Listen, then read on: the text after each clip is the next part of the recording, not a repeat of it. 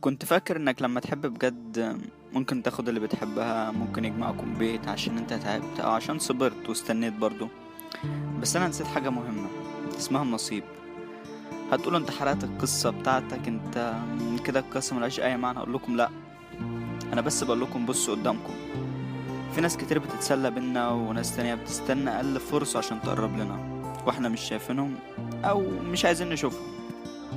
انا مجدي، عندي 20 سنة، ماليش اخوات، يعني وحيد ابويا وامي. كنت مرتبط ببنت من سنة معايا في الكلية. بالمناسبة أنا في كلية حقوق، العظماء طبعا. يمكن حكايتي غريبة شوية، بس مش عارف ليه عايز أحكيها. أنا كنت بحب بنت من أيام الثانوي، يعني بعشقها، بس ما كانش عندي جراءة أكلمها أو أعبر لها على إحساسي دوت.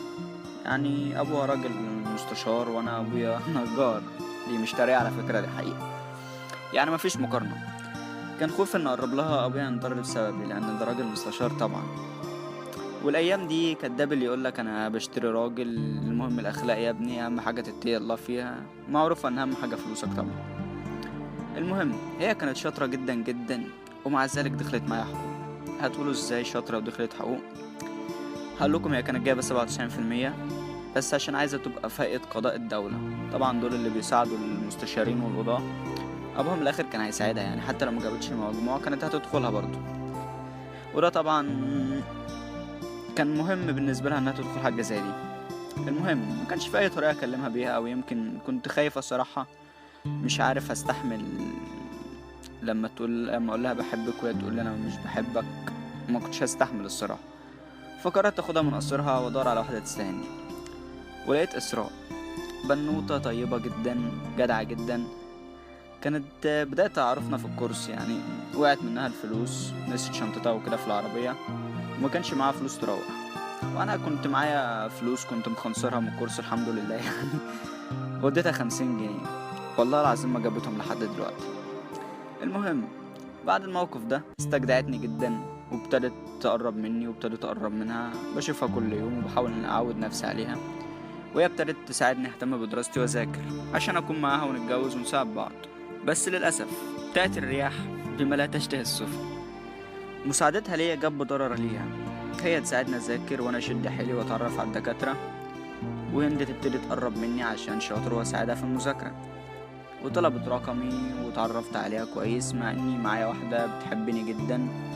بس هعمل ايه والله، يعني ده طبع فينا ان احنا ما بنكتفيش بواحدة. المهم فات شهر ونص مع بعض. قلت لهند اني بحبها، وكانت فترة امتحانات، وهي قالت لي كمان انها بتحبني، او يمكن بتهمني على ما الامتحانات بتاعتها تخلص وتخلص مصلحتها. ابتدت علاقتي تبوظ مع اسراء طبعا، لان كنت بقف مع هند على طول في الكليه، ولما هند سالتني عن اسراء قلت لها دي واحده صاحبتي. ما كنتش اعرف ان ممكن يجي يوم اضرها او اعملها وحش، لان هي ساعدتني وانا مش عايز ارد المساعده ليها بضرر. انا ما بحبهاش، انا بحب غيرها وبحبها قوي كمان.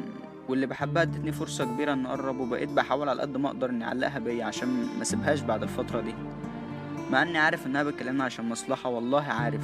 كنت واخد اسراء ستبن، مش عارف هي عارفه او لا، بس انا بتسلى عشان لو هند سابتني الاقي واحده اتجوزها، او واحده ارتبط بيها، عشان صحابي ما يقولوش سنجل، واعمل زيهم اخرج اتفسح اجيب هدايا وكده وخلاص.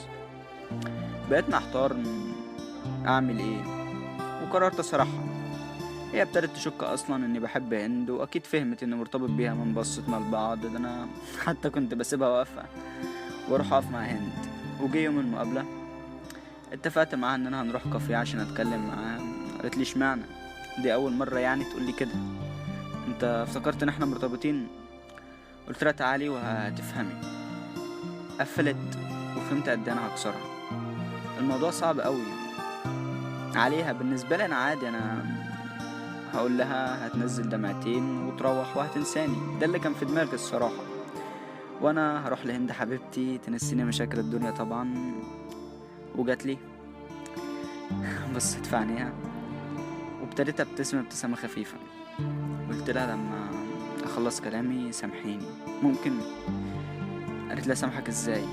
قلت لها انا بحب هند، بقيت بعشقها وكنت بحبها قبل ما اعرفك بزمن. كنت مستني اي امل لو حتى 1% عشان اكون معاها. وهي دلوقتي مدتنيش امل، ادتني فرصة، وعشان الفرصة تكمل لازم اسيبك. بصت لي وما ردتش، وعملت رد غريب كده، بتقول لي بطل هزار بقى، ممكن استنى كده. وقامت تبص في حد بيصور ولا لا. كانت مفكرة مقلب. قلت لها اسراء ده مش مقلب، دي حقيقة. قعدت، والمرة دي هي اللي بصت في عيني وقالت لي حبيتك. ما كنتش عارف انك انسان زبالة قوي كده، ممكن تتسلى ببنت وتعلقها بيك، وأما تجيلك فرصة تانية مع بنت أحلى أو مستواها أحسن تسيبها. طب أنا عملتلك إيه؟ أنا ساعدتك، وقفت جنبك، خليتك تذاكر، خليتك تهتم. هي بتكلمك عشان بقيت شاطر وبتساعدها، أنت فاهم ده؟ قلت لها مش عايز أفهم. زعقت وقالت لي لأ افهم، أنا روحي مش لعبة عشان تعمل فيها كده. أنا ما زعلتكش في يوم، ما بعتكش في يوم، ما اهتمتش في يوم، وانت اهملتني كل يوم. تعرف انا كنت عارفه ان استبن. بصيت لها واستغربت. قالت لي ايه استغربت؟ كنت عارفه عادي. المغفلين اللي بيحبوا كتير، بيحبوا بجد، موجودين، ممكن يستحملوا اي حاجه عشان ما يبعدوش عن اللي بيحبوهم. قالت لي انت ما طلبتش حاجه تشربها، وبأطلب قهوه ساده وودع بيها قلبي اللي انت قتلته. ومشيت. فضلت قاعد شويه وسمعت صوت اسعاف. كان رد فعل عادي، ما شغلتش تفكيري، طلعت ابص. يعني جالي خوف في قلبي كده، حسيت بنغزة في قلبي. وطلعت لقيتها مغمى عليها وبتتحط في عربية الإسعاف. نزلت أجري طبعا، ملحقتش العربية، ركبت تاكسي ورحت لها المستشفى. جالها حبوط حاد وتعلق لها محاليل. جريت عليها، كانت فائت. كنت بعيط إن السبب في اللي هي فيه، وحمدت ربنا إن محدش من أهلها لسه وصل. بصت لي وقالت لي امشي، مش عايز أشوفك، روح لهند. هند لو جرحتها مش هتتعب بسببك، هتشوف غيرك عادي. جت الممرضة وقالت لها اسراء تمشيني. طلعت، وانا نازل كنت بعيط طبعا. الناس بتبص عليا، بعدي الطريق لقيت راجل كبير معدي بعجلة مخالف. خفت اخبط فيه، يقع على الارض او يجرى له حاجة، فجريت. وللاسف عملت حادثة. حسيت ان ده عقاب ربنا ليا لاني ظلمتها او جيت عليها. الناس اتلمت عليا وطلعوني المستشفى، كانت حاجة بسيطة يعني. الممرضة جات لي وطلعت لإسراء، قالت لها الأستاذ اللي كان عندك عمل حادثة. ردت عليها مجدي، شدت المحاليل وقالت لها هو فين، ونزلت على قسم الحوادث. كنت نايم مغمى عليا، أنا مفيش أي حاجة، شوية خدوش بسيطة بس تأثير الخبطة أغمى عليا. ابتدت تعيط وتحط ايدها على شعري وتدعي ربنا انه يقومني بالسلامة. كانت طيبة أوي على فكرة. واحدة غيرها كانت فرحت أو شمتت إن حبيبها أو واحد سابها أو واحد باعها، واحد خانها وكلم غيرها وصرحها إنه بيخونها. كان زمانها دعت عليه بجد، بس هي ما دعتش. هي وقفت جنبي لما تعبت كمان. أهلها وصلوا وقالوا لها إيه اللي جابك هنا، مين ده؟ طبعا الممرضة جابتهم عندي وكده. قالت لهم ده صاحبي من الكلية، وأخدت شوية أدوية وروحت. وأنا فضلت لحد بالليل، فقت وروحت على طول. كانت شوية خدوش بسيطة، مفيش حاجة مهمة يعني. وفات أسبوع، كنت كاره كل حاجة في الدنيا ومش عايز أكلم حد، بس محدش اتصل أصلا عشان أكلمه. المهم ابتديت أروح الكلية وأسأل عن هند، وعرفت إن باباها بعتها تكمل تعليمها برا، بمعنى أصح عشان تاخد الجنسية. كنت فاكر إنك لما تحب بجد ممكن تاخد اللي بتحبها، ممكن يجمعكم بيت عشان انت تعبت أو عشان صبرت واستنيت برضو. بس أنا نسيت حاجة مهمة اسمها النصيب. هتقولوا انت حرقت القصة بتاعتك، انت كده القصة ملهاش أي معنى. أقول لكم لأ، أنا بس بقول لكم بصوا قدامكم. في ناس كتير بتتسلى بينا، وناس تانية بتستنى أقل فرصة عشان تقرب لنا، واحنا مش شايفينهم أو مش عايزين نشوفهم. أنا مجدي، عندي 20 سنة، ماليش اخوات، يعني وحيد أبويا وأمي. كنت مرتبط ببنت من سنة معايا في الكلية. بالمناسبة أنا في كلية حقوق، العظماء طبعا. يمكن حكايتي غريبة شوية، بس مش عارف اللي عايز أحكيها. أنا كنت بحب بنت، من ايام الثانوي، يعني بعشقها. بس ما كانش عندي جرأة اكلمها او اعبر لها على احساسي دوت. يعني ابوها راجل مستشار وانا ابويا نجار. دي مش تريقة على فكرة، دي حقيقة. يعني مفيش مقارنة. كان خوف ان اقرب لها ابويا ينضر بسببي، لان ده راجل مستشار طبعا.